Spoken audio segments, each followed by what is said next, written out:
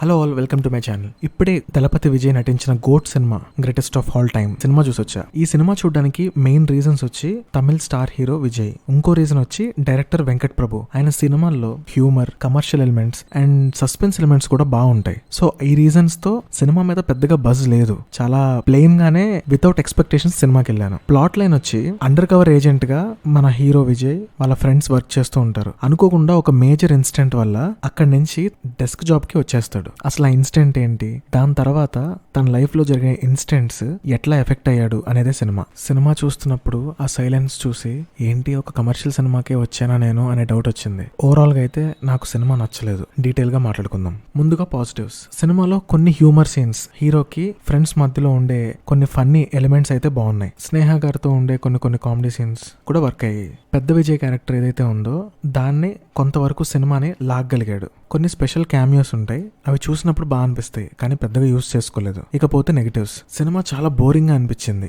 ఆ నెరేషన్ గానీ, screen play గానీ చాలా ప్లెయిన్ గా ఉంటుంది. చాలా లొకేషన్స్ లో సినిమా తీశారు ఆ డబ్బు కనిపించడానికి, కానీ ఎక్కడ అంత ఇంపాక్ట్ అయితే ఇవ్వలేదు.